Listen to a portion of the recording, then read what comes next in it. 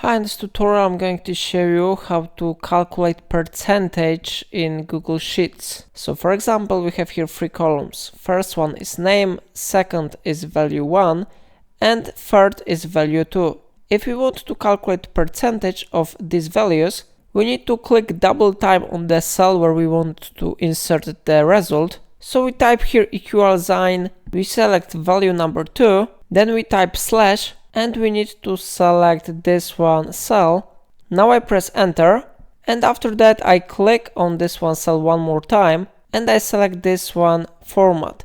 It will let us to format this cell as percent, so now we can see here 50%, but of course dot and two zeros don't look here really good. So I recommend you to click 2 times on this one option. It decreases decimal places, so I click it double time.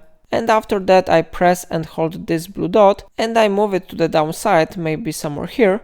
Then we will calculate the percent for other rows. So how you see it really works. If I helped you to use it, remember to like this tutorial and subscribe my channel. Please let me know in comment if it's of a problem.